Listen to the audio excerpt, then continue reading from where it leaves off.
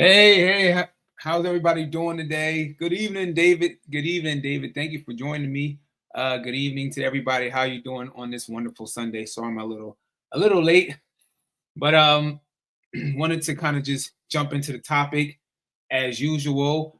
As you guys know, the housing market is well, I should say in this Georgia area is kind of unpredictable.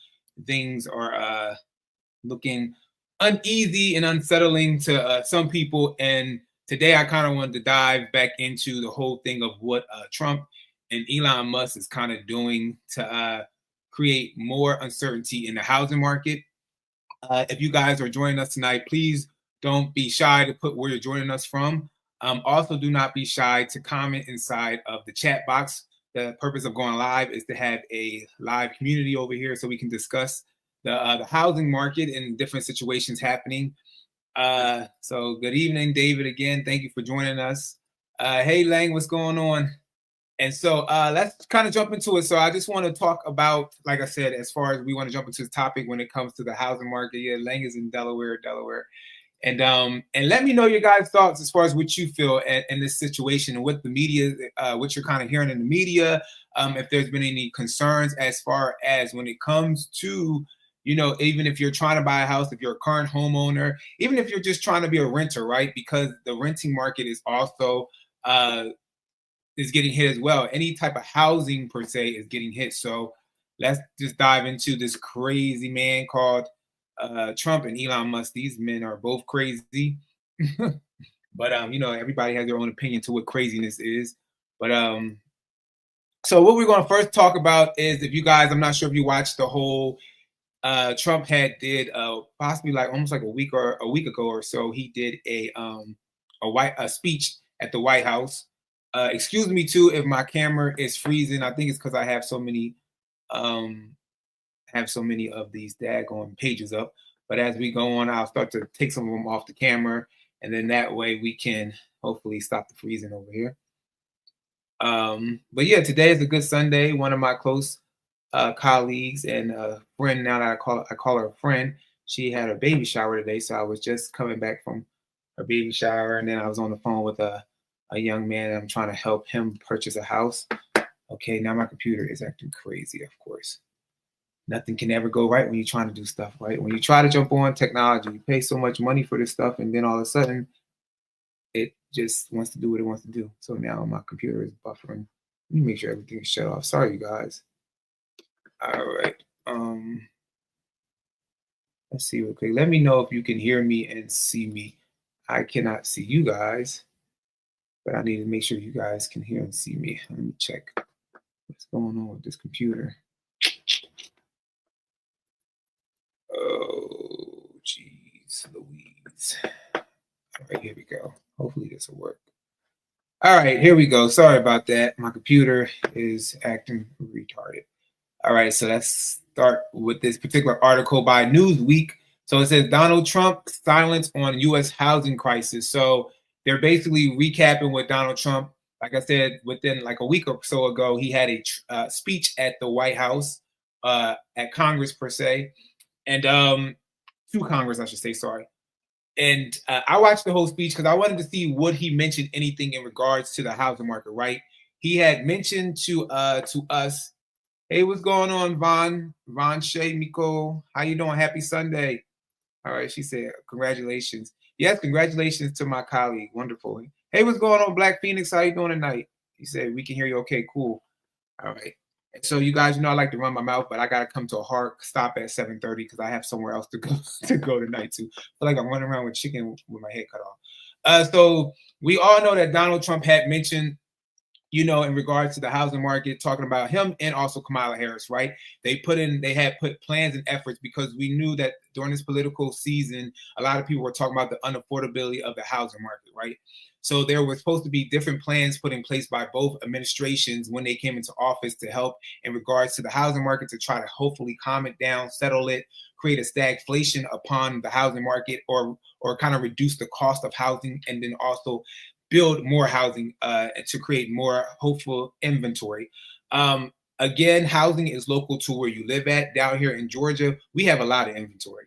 So I don't feel like we we need any more down here. Every time I turn around, every corner I go to, every city I'm in, from south side of Metro Atlanta to going towards off 75 towards McDonough, Stockbridge, that Henry County area, we have mass construction going on down there, to Hampton.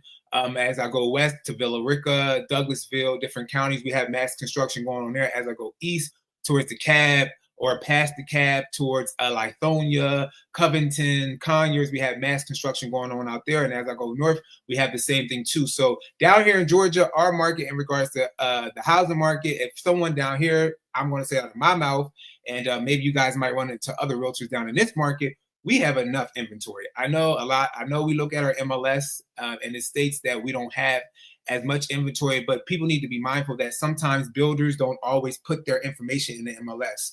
So when I'm riding around these different counties from helping other clients out, and we're seeing different things, and I'm just riding around doing my due diligence as far as what's happening in this housing market, there are several new constructions companies that have houses that are not on the MLS. Every day in our office right now, because of the slowdown of people buying houses, we are getting different sales agents from the new construction companies coming into our office and offering incentives and programs to try to get more people to buy their houses. So we are seeing a turn, I don't want to say a turn of events down here, but we're seeing a slow, steady, steadiness in the housing market down here. So if you run into any realtor down here, and I know they're going to tell you, I'm just staying out of my mouth.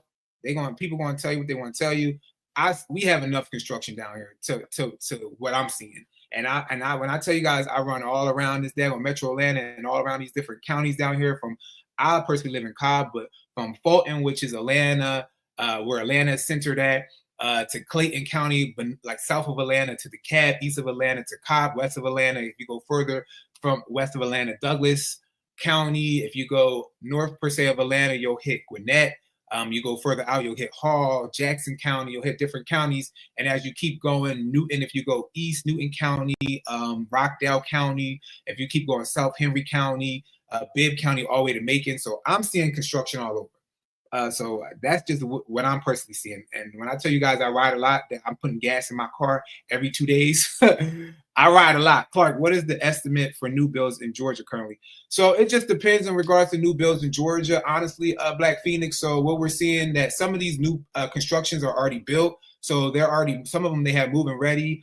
Some of them they're estimating, that the house can be built between 4 to 6 months, depending on when you're trying to, I guess, look at a new construction down here in Georgia. And if they're just breaking ground, it could possibly take maybe up to a year. But a lot of these new constructions, they have a lot of inventory currently sitting. So they're a lot of move-in ready inventory. So that's what I'm seeing. All right, let's jump into this article. So in regards to the Donald Trump and everything, as far as it says, Donald Trump signs on a housing affordability crisis in the United States during his first speech to Congress since returning to the White House, has troubled experts who worry that the issue is no longer a priority for the president. So basically, they feel like he utilized the whole platform, just like I feel like any other candidate is going to do, right? I was watching this young man today, actually, while I was at the gym working out, and he's in Australia, and he was saying how he feels like any side is going to lose, right? And as a politician, the whole thing of a politician is to go out and to try to get your vote to vote for them, even though we know in America that our vote is indirect as far as the president's seat. So you got to vote locally correctly in order to get the president in that you want. So you got to locally vote your senators, your legislatives, and all that stuff in order to directly affect who they possibly will vote for president wise. And we have yet to allow, maybe back in the day they did, but as of right now, we have yet to allow a popular vote actually to influence our presidential election per se. It's all based on that local level candidate as far as us voting correctly when it comes to our politics, right?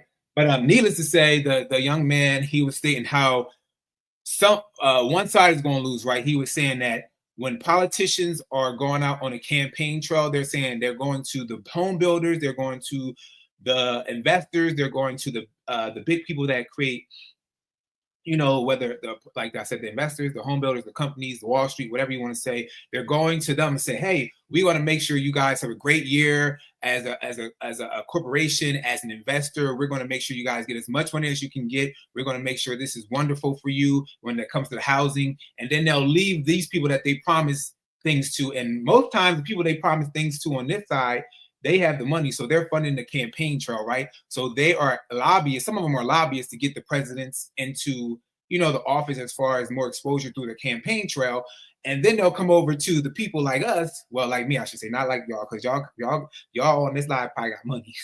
They'll go over to people like, like myself, and they'll say, hey, homeowners, renters, everybody, we're going to try to bring down the affordability of the housing market. We're going to try to bring down the rental prices. We're going to try to do all this. If you vote for us, we're going to do this. So it's like you just went from one campaign, one side stating, okay, now people are calling me. You just went from one side. Everybody always calls me when I go live, when I clearly put it on my Facebook and my Instagram that I'm live at this time. But I love my friends for checking up on me. But you go from one side, right? And you'll say with the lobbyists, the ones that got the money and everything, and you'll state to them, let me know if you guys can hear me, because I don't know if you can hear me. You'll go from one side. I got to get a good microphone, because I was told that in a live stream that I did recently with a person in the comments. They said we like Clark, but we wish we had a better microphone. And I think my camera just froze because somebody was calling me, because my phone is connected to my computer. Like, this is why I didn't want to switch to an iPhone. Thank you, David. Thank you. He said we can hear you fine. Thank you. This is why I didn't want to switch to an iPhone, because when people call my phone, it rings on my Mac computer, my iPad. It didn't do that when I had an Android. But anyway, so you'll go from one side, like typically, the people that are lobbying and paying for the campaign, they're ultimately probably going to be the ones in which you promise the most to. And in turn, now my daggone face screen thing is trying to pop up on my computer, my FaceTime. Ugh. Sorry about this, y'all. I apologize. But so it's probably gonna pop up. Hopefully it doesn't disturb us. What is it doing? Hold on. Because what it's gonna do is gonna cause my computer to slow down some more, because my FaceTime is trying to pop up on my computer. Come on. Computer. Yeah, this is why I gotta go try to switch back to to Android, because every time this never fails. And I have it clear as day on my Instagram and my Facebook that I'm doing a live around this time. And I constantly get phone calls around this time all the time. And what it does is it pops up my FaceTime, and it really actually slows down my computer even worse. Okay, I don't know. My thing down there is bouncing, so it'll probably mess me up, but we'll see what happens. We'll keep going. But yeah, you'll get one side that they're promising, and then you'll get the other side. So somebody, like the guy said, somebody's going to lose in the situation, right? All right, let me see. Force quit. Hopefully it quits. Okay, I think it just stopped it. All right. Now my computer's buffering. Hopefully I'm back on. So you'll get one side. So ultimately one side is going to lose, right? So it says right here, President Donald Trump's speech didn't address the housing affordability. Realtor.com senior economist Joel Berner, I guess that's how you say his name, Berner, said in a statement shared with Newsweek, apart from a passing comment about how Doge, Department of Government Efficiency, this is another problem I have too in regards to Doge, because they went out to fire a lot of these probationary employees, and even though it was made recent that a judge stated that they had to rehire these employees, they went out and fired these people. But yet, how much are we paying towards Doge, the Department of Government Efficiency, to be able to do all this regulation? Okay, so what I'm going to do real quick is I'm going to remove this, and then I'm going to pop up this as far as what I had Googled. It could be right, it could be wrong. You Google stuff, Google brings up stuff, so I don't know if it's right or wrong, but I just wanted to see, like, how much are they getting paid with this Department of Government Efficiency stuff, right? And so right here it states, because I'm like, okay, so, and maybe I'm reading it wrong. Y'all let me know in the comments, or if you're watching this on the playback, let me know if I'm reading this wrong. It says that after reviewing Office of Management and Budget records, ProPublica discovered that by February 20th, Doge department budget neared $40 million. Doge funding has come from other federal agencies in the form of transfer payments allowed by the Economy Act. So my thing is that if we are eliminating fields to try to hopefully cut some of the monies, we're now allocating these monies to somewhere else. So how does that affect different things, right? I don't know. This is just what I'm thinking. And again, that's what I Googled. So I don't know. They could be saying something else. You know how it is when online nowadays. People say stuff, but that's what I Googled, y'all. So don't kill the messenger. What did David say? David said, it seems like we are stuck between a rock and a hard place. When rates were low, we had 20 offers for every home. Now rates are so high, no one can afford a home. Exactly, David. It's like the catch-22 situation where, like you said, when rates were low, there were so many people trying to obtain home ownership, right? And then when rates got high, it is now unaffordable with a higher rate because the home prices are higher. When they were lower, people, even though the house prices were a little higher, people had a lower mortgage per se. But now that the interest rate is higher and the home affordability is higher, it's kind of hard for anyone to be able to afford said mortgage. And also, you know, and I'm going to keep saying this, and I know people might not agree with this. I feel like a lot of the high prices have to do with a lot of these corporations coming into the market and buying single family homes and driving up the prices in order to create rentals. Um, like there is space for investors. There's always been investors, the mom and pop investors. But I feel like, and again, you guys let me know in the comments here or the comments on the playback. I feel like a lot of the corporations per se didn't really enter the housing market until more of the housing market, I should say, as far as buying single family homes until the great financial crisis, which was in 2007, 2008, the housing situation. Then they started kind of entering it because the banks needed to unload a lot of these properties they had, and they allowed these corporate investors or like these big companies to come in and buy these single family residential homes to then turn around and rent them out. And when they got a taste of being able to have single family homes and seeing that the money was coming in from there, they kind of left the whole apartment complex model per se, those the multi-unit models, and they started kind of investing more in a single family home model. And then as the years gone on and they're seeing this, and then when the whole interest rate situation happened with the pandemic, lowering interest rates allowing for more accessibility to borrow money because money became cheaper now. And they're like, oh, we about to go out here and we about to rack up on all these houses and we're going to make people pay like crazy rents per se. And the rent started going up, the houses started going up. I've personally seen, and hopefully when I get to the point of being able, I think when I get more subscribers, I'll be able to start doing more things on this YouTube channel. Because I see some YouTubers that got like 200 something thousand subscribers, they be showing addresses and stuff of different places and properties and stuff. And even though it's not exposing people or doxing them per se, because these things are public online with Zillow, Realtor, and all that stuff. But when I did that in one of my videos, they literally took my video down. And I think it's because I ain't got no subscribers. Outside of you guys, I appreciate you guys subscribing. But I think when I get a little bit more, I'll be able to, you know, actually dig in deeper and show you guys everything that I'm seeing on my back end. But I've literally seen the same investment company competing against each other to buy a house, causing the prices to go up. So this is what's happening, you guys. And I don't know about you, David, if you're seeing it in your area as far as like the corporate investors. Like again, we know there was an article that came out in regards to Atlanta, the Metro Atlanta area, that there were 3 big corporate investors that bought down here. A lot of investments are going on below the Sun Belts and like past the Sun in the Sun Belt states per se.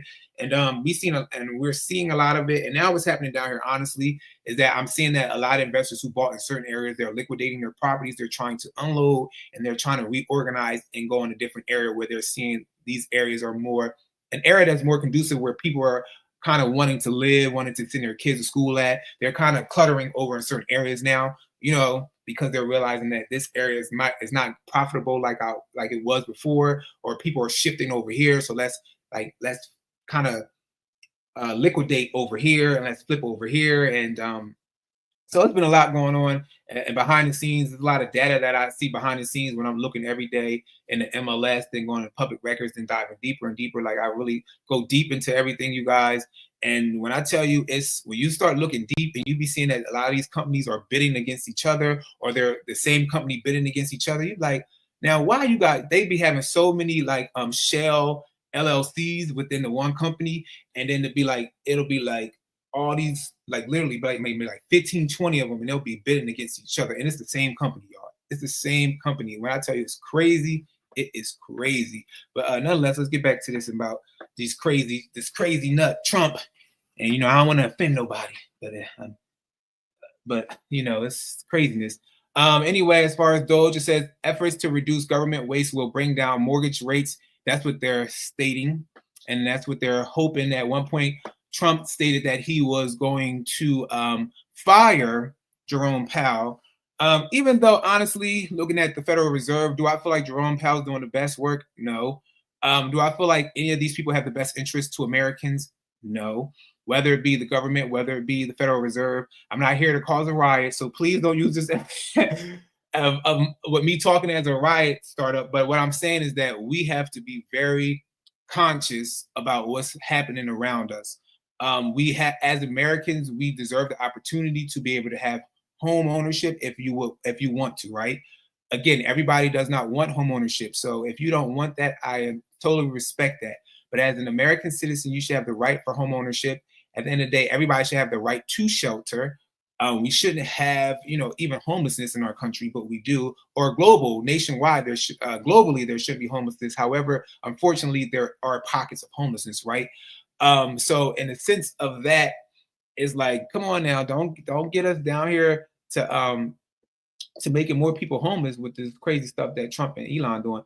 It says the speech made no mention of the inventory and affordability crisis facing prospective homeowners. He added, even when cutting regulations was a topic, there was no specific construction or land development call out. Building new homes had been a feature of the administration's early agenda, so it was disappointing to find that missing. Yes, again, they're on a campaign trail. They're rallying up everybody. They're saying how things are going to be great. The National Association of Home Builders donated some money towards the presidency as far as the run on the campaign trail, because they were promised or led to say that they would help as far as softening the home, the housing market, and helping to make it great again, and giving some relief and all those different things. And as we see, it's been a whirlwind of like, where are we going with this? Where are we going? The interest rates are fluctuating. Are they coming down prior to last year? Yes, they are. They're softening prior to last year, but they're still in the sixes. At the end of the day, housing affordability, depending on where you're at, because every state is different, every city is different, every county is different. Depending on where you're at, housing affordability might still be unreachable for most Americans, right? They still cannot afford a house. We do have sellers who are like staying steady, where they're like, I'm not lowering my price, even though houses around them are selling for cheaper, and they still feel like their house is worth more. And again, your house is worth whatever a buyer will pay for it. So if you feel like your house is worth $100,000 more than every other house that's sold on the block, shoot, who am I to tell you? I'm just going to present you with the data, the research, tell you like, hey, you want to get your house sold, this is where it needs to be placed at. If you want your house to sit for a whole year to 2 years, then play around with the market if you want to.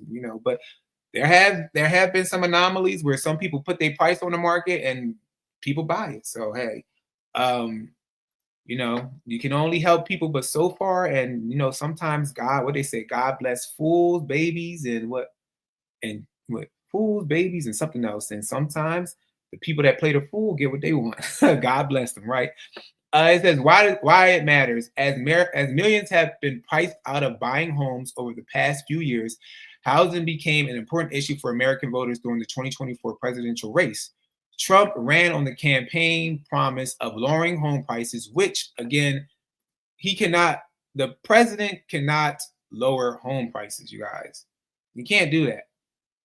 What even as the midst of them saying that we might be entering a recession, honestly, I feel like we already in a recession, but I don't look at the GDP, like I look at it, let me stop. I look at it, but I don't look at it as far as comparing the different things. And I'll tell you guys how they kind of say how they make aware of like if we're in a recession or stagflation.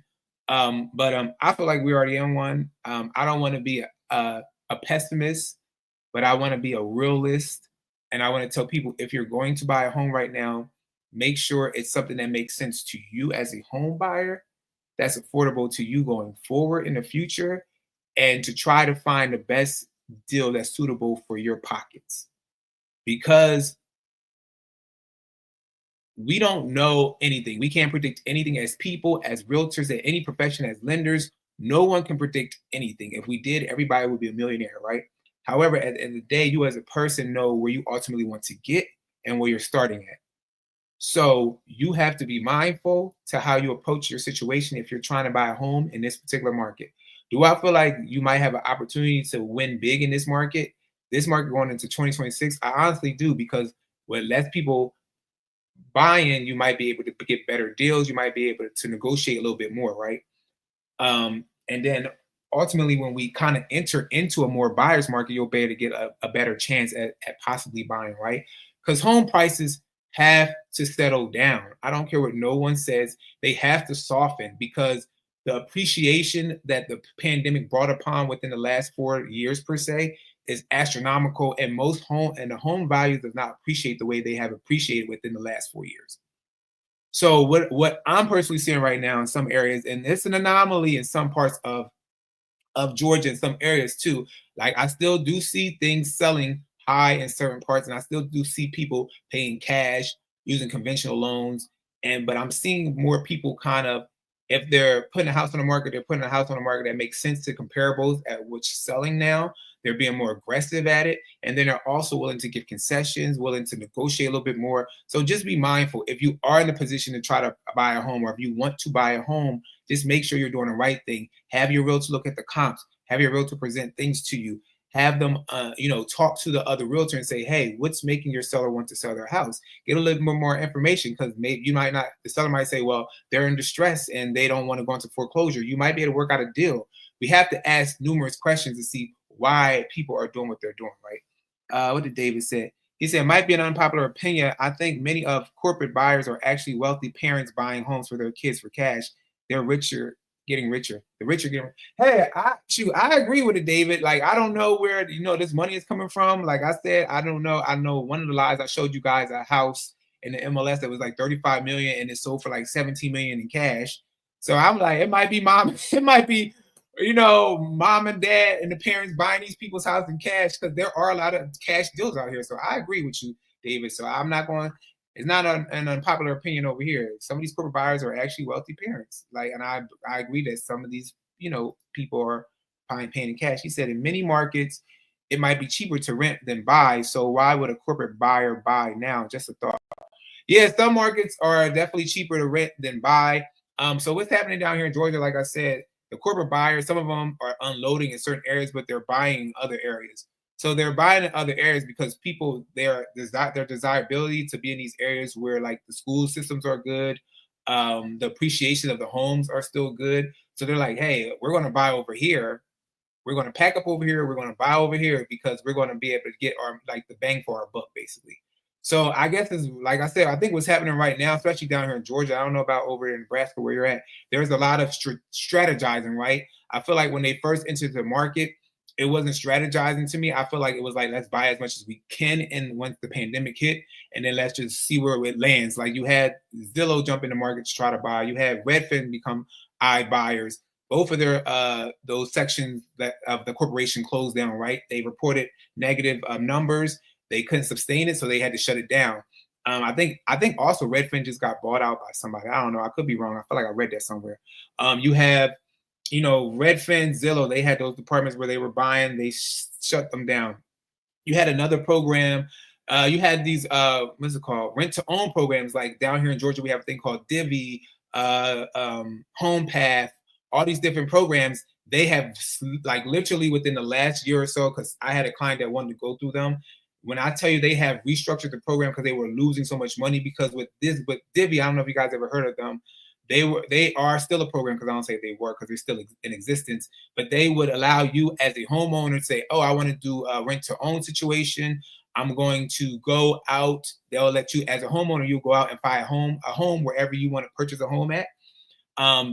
And if it makes sense to what the market is telling them as far as the comps around them, they will buy the house in cash. And then in turn, you would turn around and rent the house back from them. And you would have a certain amount of years before you would have to purchase that house from them. However, your rent per se, or your rental agreement will be higher, because what they'll do is they're like, of course they got to make money, and then they're also escrowing stuff to help you for your down payment per se going forward. So the rents will be higher with those programs. But what they were finding is that most of these people were buying. They were buying these homes, and these people were after the 3 to 5 years per se. I forget how many years it was. 3 to 5 years, they were kind of packing up, saying, "I don't want to buy this house. I'm leaving."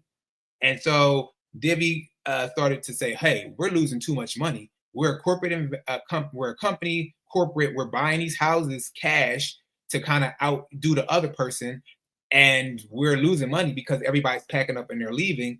And so what's happening now is that the last time I talked to Divvy Homes, because they reached out to me, the last time I talked to them, they were like, "Hey, the only homes available for Divvy now is the ones that we have in our inventory. We're not buying no more homes right now, and if we are buying the homes, we are lowballing them like a 10%. I think it's like they're like lowballing them a certain amount. So if the house is 300,000, they gonna lowball you to like 250.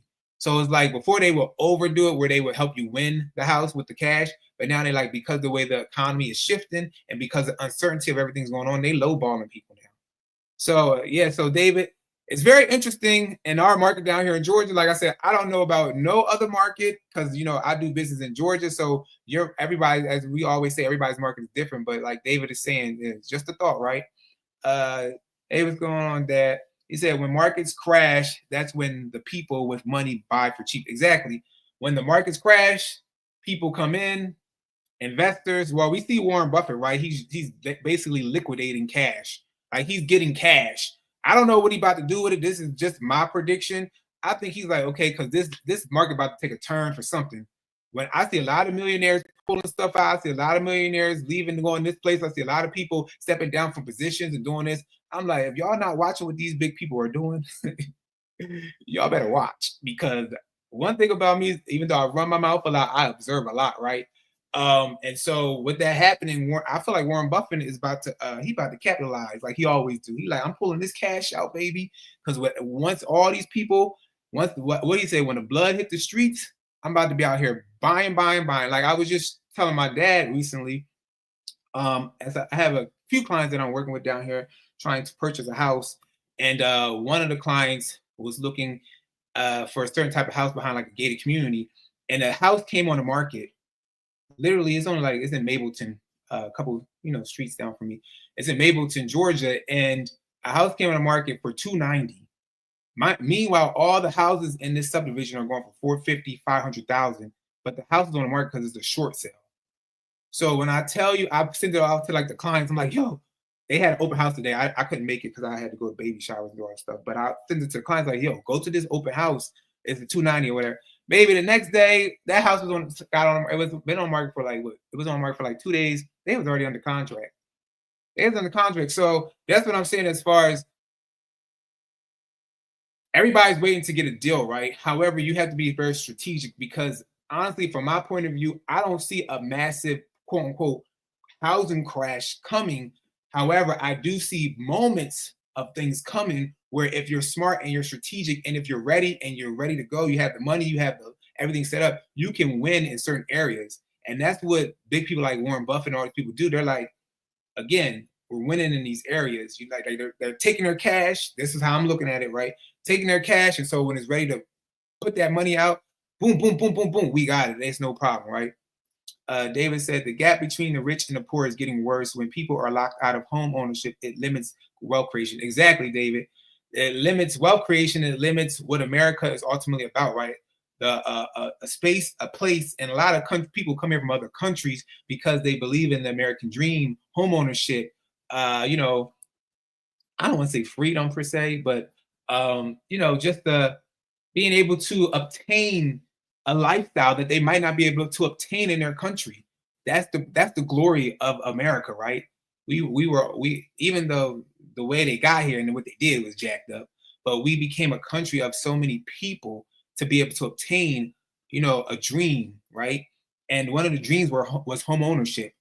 So it's just a lot going on, you guys. So I don't want to be over here preaching like on my soapbox. An increase in inventory through mass deportations and deregulations of the construction sector, while he said mortgage rates would drop as a result of the growth of the U.S. economy. So that's another thing as far as the mass deportations. And we all know, as far as when it comes to let me show you guys this, as far as when it comes to immigrants and more of the immigrant workers, and when it comes to the housing market, as far as construction, we know that there's a mass amount because a lot of Americans don't want to work in construction.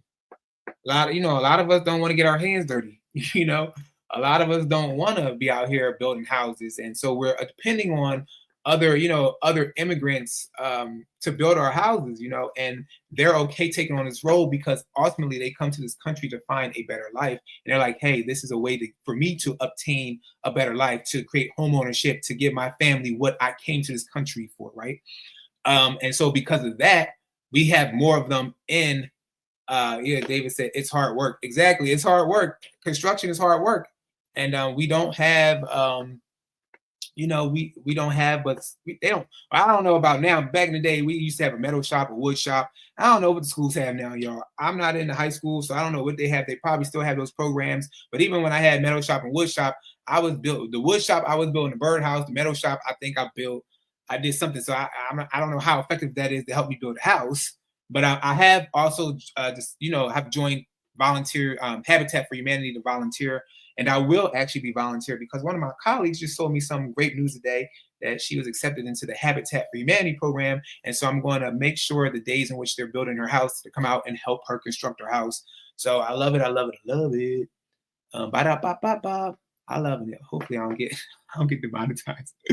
Well, I'm not making no money off these videos, so I won't get demonetized by singing McDonald's stuff. But let's talk about the immigrant workers per se. It says the construction industry in the United States relies significantly on the labor and expertise of immigrant workers, particularly undocumented individuals. These workers are desperately needed to fill 500,000 worker shortage in construction, yet they face severe challenges of economic exploitation, increased safety hazards, and a hostile political atmosphere. An estimate of 1.6 million immigrants work in construction industry nationwide, comprising 20% of the industry's total workforce.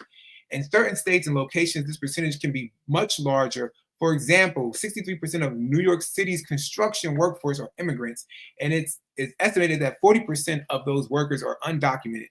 The figure is similar. This figure is similar to the entire state of Texas construction workforce, where half of the workers, an estimated 400,000, are undocumented.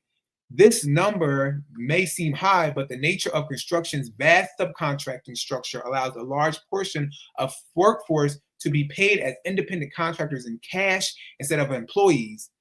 So, and it says imperfection classification of employment limits connection to developers and general contractors while also reducing costs through avoidance of payroll and unemployment taxes. So yes, is there a catch-22 as far as how these contractors are paying these undocumented immigrants, right? They are paying them under the table. So as far as implications when it comes to taxes and different things like that they might pay into the country, I don't know how that works, you guys, because I'm not in that whole field. I'm not the IRS or the tax person or whatever, but I'm guessing they're saying that they might or might not pay taxes, right? So that might be the implication to it all per se. But at the end of the day, these workers are helping to build our home. These new construction homes that you guys are, buying, a lot of them, if you go on site, I don't know if any of you guys go on site, but every time there's a new construction community going around my way, I'll go on site, and most of them are Hispanic workers or foreigners per se, and most of them don't really speak English. However, they've come to this country to make, like I said, a better life for themselves, and they're building our homes. Even though some of these homes I ain't gonna lie, some of these homes ain't built like the way it was built back in the day, y'all. But that's not their fault per se, right? Because the supplies is different, and yeah, it's a mess. And I know that some of them lose, like the contractors say, use the leftover supplies here to just hurry up and finish this up. Like I think one house I was working with, a client I'm working with now, he got his house renovated.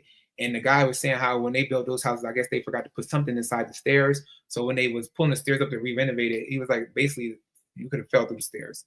So yeah, I'm gonna go off topic with that one. What's going on in MH08? Friend of mine is a project manager at a construction company. She said employees aren't showing up. Yeah, I heard that too. I heard that a lot of employees are not showing up no more. A lot of employees are actually, what's happening too is when they go to work, a lot of, I guess, the people from ICE per se are coming and they're picking them up. So yeah, I've heard that. So I don't know how our housing is going to be able to grow in certain areas that need those houses to be done. Like down here in Georgia, like I said, there's a lot of construction going on down here. I have to go back to some of these communities now and see if if the construction's still kind of progressing because of this situation. But yeah, these people are scared to come to work. They're scared to go out there and do the construction work. Um, so yeah, it's a shame. Great Habitat for the Win. Yeah, she got into the Habitat program, so I am so excited for her. All right, you guys, let's get back to the article. I'm sorry if I feel like I'm rushing through it tonight, you guys. I just want to kind of get some talking in um, before I have to leave because I can't be here too long today. I like to run my mouth and I always go over, but can't do it today.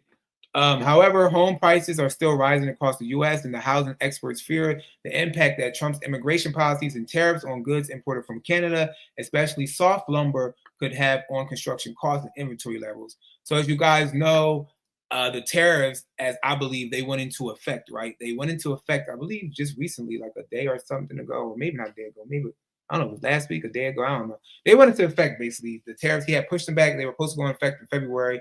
He pushed them back to March. They went into effect 25% tariffs on Canada, Mexico, I think a 10% tariff on China. And of course, now people are fearful, like, could this start a tariff war? Could this start a global trade war, right? And if that does, how does that help us reduce costs? As we all know, Canada produces a lot of America's soft lumber, which in turn helps to build houses. They also produce, aluminum and steel, and we utilize steel and aluminum in the house as well. So now the National Association of Home Builders are like, wait, what's going on, man? You say you were going to help us reduce cost and price, and you're putting these tariffs in place, and now it's just going to exacerbate the cost for us. And Trump is like, hey, well, we can start cutting lumber down in America. We can use America lumber. And one thing we know about America, y'all, is that any goods made in America, and maybe it's because we're so used to importing and exporting things, but any goods made in America is always higher. So I'm not a global economist, nor am I like a person that does this all the time. So if you have any opinion, or if you're an economist, or if you know how, why things are things as far as our goods always cost so much more money in America, let us know in the comments, in the replay comments, in the comments that while we're live, so we can get more insight on that. Because I don't know but so much on that. But all I do know is that when it's made in America, it's expensive. It's expensive. Clark, what type of items appreciate the value of your home? Example, flooring, land clearing, a backyard, etc. So honestly, when it comes to the appreciation of your home, what I could just say from my experience is, if you want to, I always tell people, with a home, in order for it to appreciate, you got to upkeep it, right? So it's always great if you can, of course, if you put an addition on the house, that could create appreciation in your home. Like if you add another room or another bathroom or things like that, that can help appreciation or value per se of the home go up a little bit more because you add an addition. Of course, make sure it's permitted correctly, so that way when you sell it, it'll be able to go through the closing process quickly, smoothly, without a problem. Flooring of the home, not quite much. I know people feel like you go out and you pay a lot for the flooring, but because this is in my experience, David, if you have any other suggestions, let Black Phoenix know as well, because David is a realtor in Nebraska, as far as, and he's been in the business longer than me. He's been in it for, I think, a good 20 years, so he kind of seen more of it. However, when I look at appreciation or value to a home, I feel like additions to the home, a bathroom, a bathroom, what I'm saying, a bedroom, depending on where you're at in the city. If every house, let's say every house on the block, depending on where the house is at, maybe you might be able to put a garage in the block. That might create a little bit of value, right? It might not be a tremendous value, but if you're in not the best part of the neighborhood, but every house in the neighborhood doesn't have a garage, and you put a garage in for the person to feel safe, or their car is more safe, to a buyer, that might look at a possibility of appreciation. To an appraiser, no, because a garage is not a garage is not a per se livable livable space per se, unless it's heated and cooling and all that stuff is inside that garage per se. But again, then that would have to be permitted and done per se with the county or the city. However, to a buyer, from a buyer angle, they might say, hey, this whole community, none of them have garages. and this is an asset to me as a buyer buying this home. So I'm going to look at it and raise the price, right? It's all subjective, right? So that's the thing. Flooring, flooring typically, does it appreciate the home? Not really, but again, it's subjective.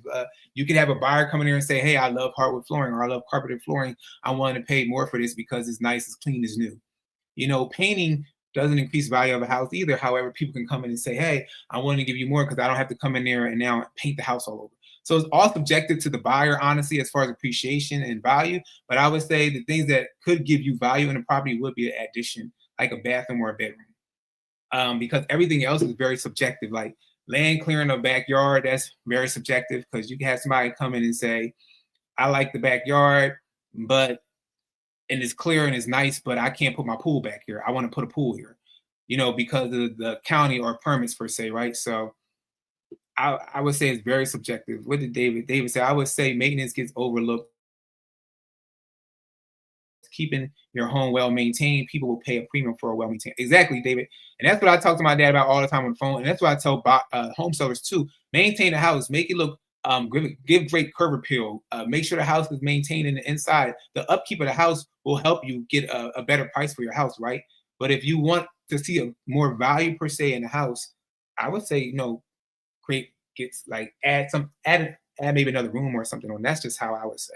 But yeah, but definitely what David say, like the maintenance gets overlooked, but keeping your home well maintained could definitely help with the premium of the home. All right, it says Trump's address to what it says to a joint session of Congress on Tuesday lasted more than 90 minutes. We know that he was talking all his foolishness, never mentioned nothing about the housing market. And then I think this is talking about excuse me, sorry, disappointing omission for some housing and economic experts. The president's failure to mention the housing crisis was disappointed.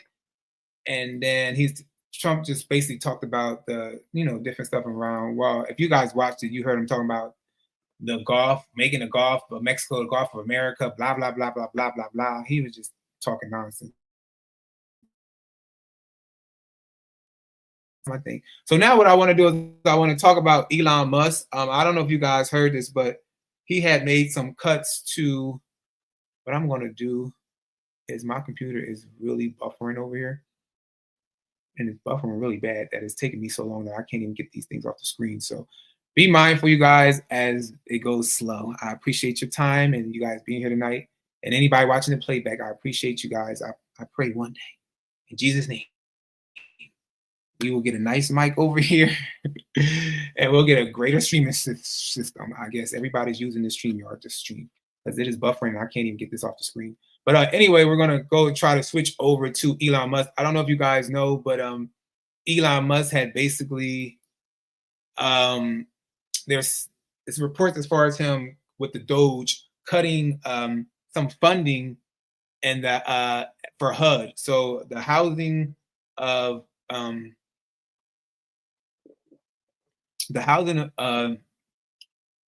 urban development, the housing, let me see if I can exit this off screen. All right, there we go, y'all. Let me see.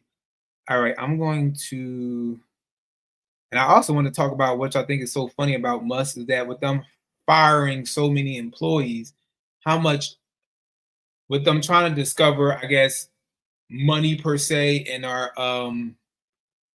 in the whole government per se. Okay, let me take out this. This is talking about the tariffs. We're going to take this out because I got to get rid of some of this, you guys. I'm sorry, because it's really messing up my buffering. And so I'm going to have to get rid of some of these things, some of these articles. I wanted to talk real quick too. Let's actually throw this in here real quick, and then we'll go to Elon Musk in that way. Black Phoenix says, thanks, guys. No problem, Black Phoenix.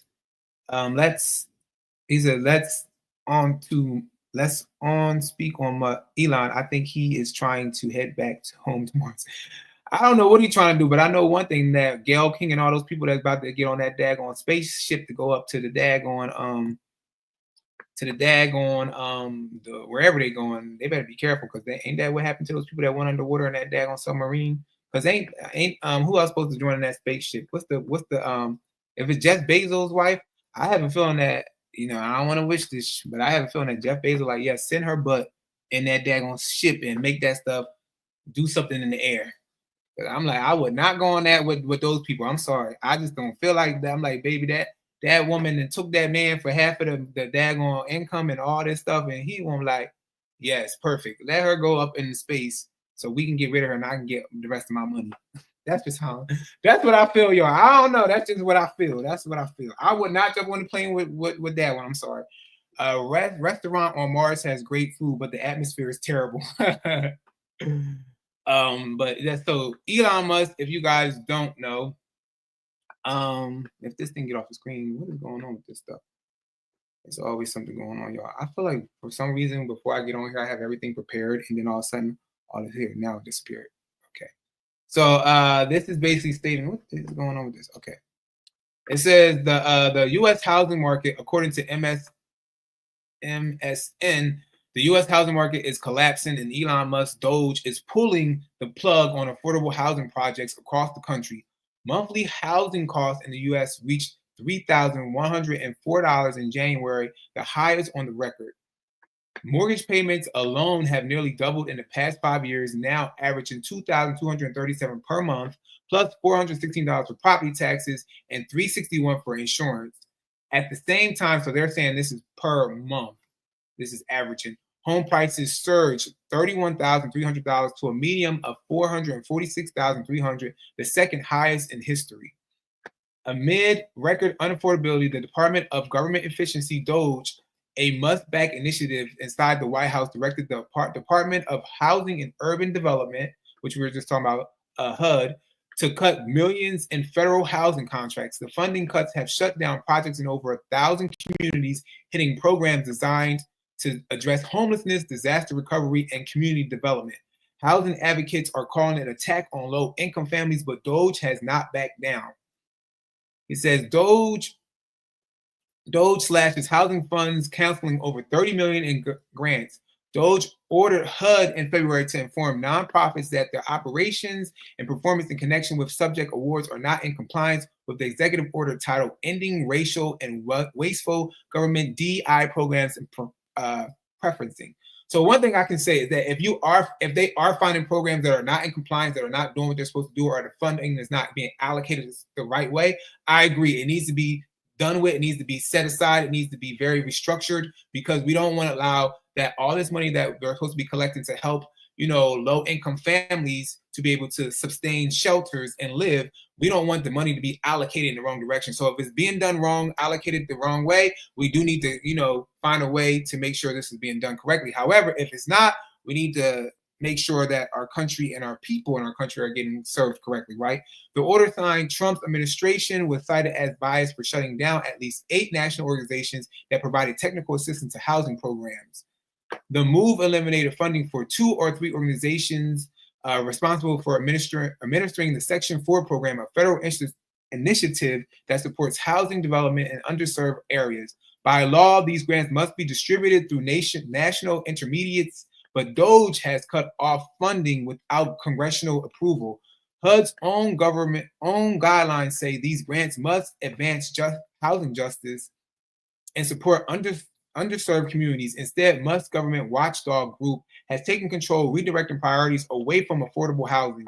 One of the largest hit organizations in the local initiative support corporations, LISC, HUD canceled all of its Section 4 awards and technical assistance grants, erasing $3 million in federal support. LISC had been funding lead-based paint removal in Arkansas, which we need, you guys. We need lead-based paint removal programs. David is laughing. What y'all laughing at? I don't know what y'all laughing at. I'm sorry.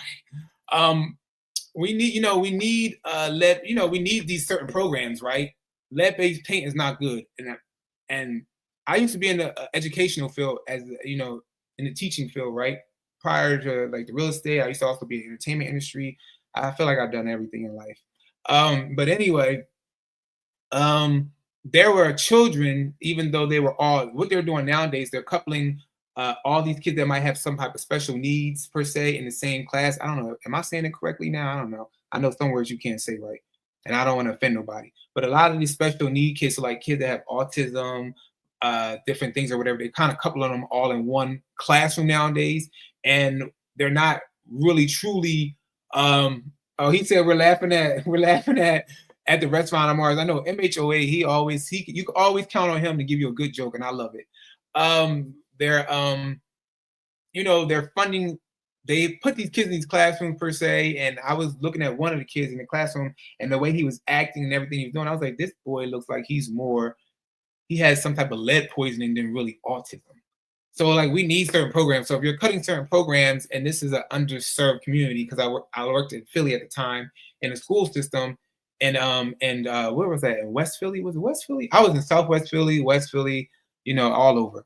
So have been funding lead-based removal in Arkansas, first-time home buyer support for teachers in Mississippi, Delta, and renovations for abandoned mill in Maine. Now all of those projects have stalled indefinitely.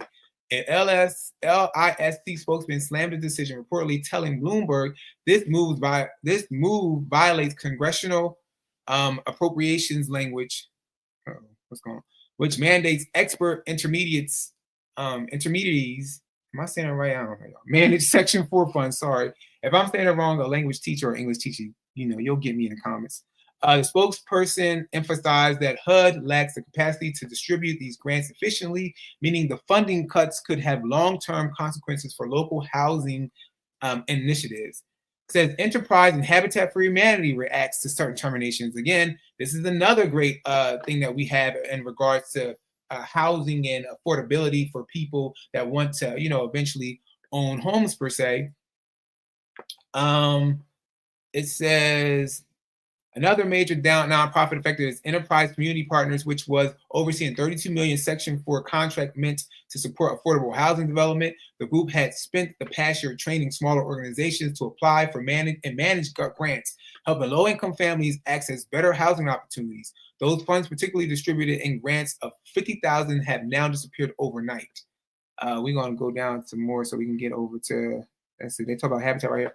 One of the few organizations that survived Doge Purge is Habitat for Humanity. So that's great that they have survived. I think Habitat actually just recently got a lot of money donated to it. So we need programs like this, you guys. When I talk to some people that want to become homeowners and they feel like they can't do it the traditional way, I always advocate for Habitat for Humanity. If you can go through a program like this, I know some people go through NACA, but I feel like Habitat is better than NACA. And I feel like if you can go through these programs, of course, there are income limits and there are certain things that they put on as far as you going through these programs. But if you really want to get a home and you are, if you're struggling credit-wise or certain income limits or whatever, go out and get everything fixed and then come back next year and apply for these programs, you guys. As a realtor, I'm here to help and assist you when it comes to buying a house, but I'm not here to not tell you about any other programs if you don't want to utilize me to help you. I'm here to assist in home ownership. I'm here to assist in your home ownership goals. I'm here to help you as a buyer and a seller when it comes to real estate. So I'm going to tell people about these other programs, even if you don't have to use me. You know what I'm saying?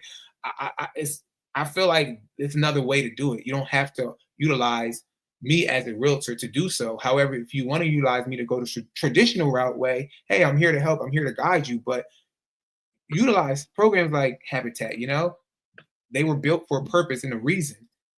Thank you, David. He said, great show tonight. Thanks. No problem, David. I appreciate you coming and being a part of our show as well. All you guys that are in the comments, as far as the live chat, you're all a part of the show, so don't think that y'all not a part of the show. That's why y'all names be going up on the screen, because y'all part of the show. If I had credits at the end, I would credit all of y'all. So yeah, so that's about some of the stuff as far as what Doge is kind of doing. It says housing prices worsens as markets react to economic uncertainty, while Doge wipes out housing grants and financial markets are bracing for the Federal Reserve's next interest rate decision on Wednesday. Investors are closely watching key economic data, including February retail sales. So this article kind of was in January-ish per se. So we're in March now, about to be April. Housing starts and existing home sales. The reports will help determine whether Fed will hold rates steady or make adjustments in response to inflation concerns. So we all know they held rates steady. They didn't inflate. They didn't deflate per se.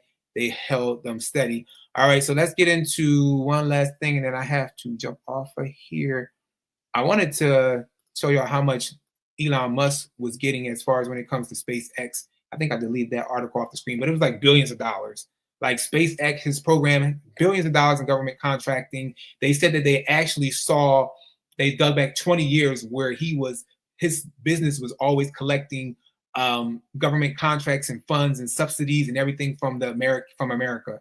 But yet you over here wanting to cut other people's jobs, cut funding in other places, but yet you are still getting funding for your own companies.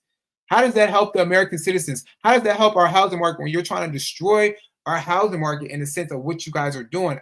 They might say, this is for what we're doing right now, so much pain so we can see the better. At the end of the day, we don't know what it's going to produce. Pray to God it produces better things, but we don't know, right?